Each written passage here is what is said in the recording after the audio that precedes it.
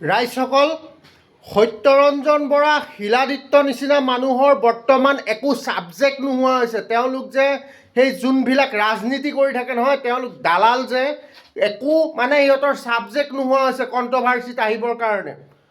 মানুহক মাইণ্ড ছেটটো চেঞ্জ কৰিবৰ কাৰণে বৰ্তমান ছাবজেক্ট নোহোৱা হৈছে।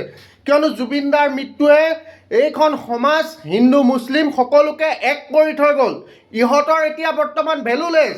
সিহঁতৰ যোনবিলাক হিন্দুত্ববাদী কথা বতৰা এইবিলাক বৰ্তমান ভেলুলেছ। সেইকাৰণে এনেকুৱা ধৰণৰ পোষ্ট কৰি লৈ পেলাই তেওঁলোকে এতিয়া সমালোচনা কৰিবলৈ লৈছে আৰু মানুহক বিভ্ৰান্ত কৰিবলৈ ধৰিছে। গতিকে সকীয়াই দিছোঁ, আপোনালোকক সকীয়াই দিছোঁ, আপোনালোক এই দেখি লৈ পেলাই যদি ভাল হয় হওক, নহ'লে কিন্তু অনাগত দিনবোৰত আপোনালোকৰ কিন্তু পথ কিন্তু বন্ধ থাকিব, সকলো পথ কিন্তু বন্ধ থাকিব। আপুনি এইটোৱে বুজাব বিচাৰিছে, তেওঁ সেইটো চিনেমাৰ ডাইলগ আছিল, মোৰ কোনো জাতি নাই ধৰ্ম নাই কোৱা কথাটো চিনেমা ডাইলগ আছিল। বুজিছোঁ, এখন চিনেমা কিহৰ কাৰণে বনায় আপুনি কওক।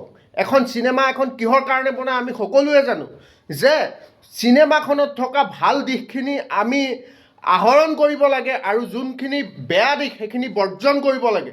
এইটো কি জুবিনদাৰ কি বেয়া দিশ আছিল নেকি?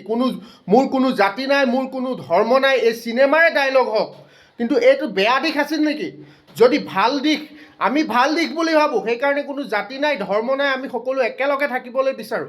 কিন্তু আপুনি কিয় বেয়া দিশ বুলি ভাবি লৈ পেলাই এই এনেকুৱা ধৰণৰ মন্তব্য ফেচবুকত কৰি আছে? এই আপোনাৰ পেজত এইবিলাক কি দিছে? সকীয়াই থৈ দিলোঁ। এনেকুৱা ধৰণৰ কথা বতৰাত আপোনালোকে আৰু কোনো দিনাখন মানে যদি অসমখনত যদি ভালকৈ যদি অলপ সা সন্মানে থাকিবলৈ বিচাৰে, তেতিয়াহ'লে এনেকুৱা ধৰণৰ পোষ্টবোৰ পৰা বিৰত থাকক।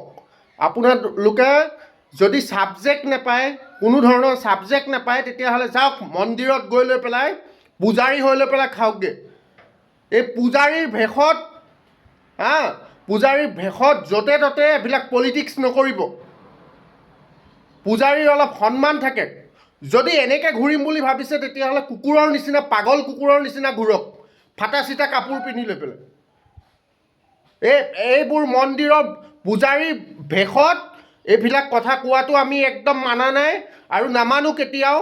একেবাৰে ফাল্টু বটলা কাম কৰি আছে, বটলা। অসমৰ ৰাইজে দেখি আছে আপোনালোকক। জয় অসম, জয় জুবিনদা।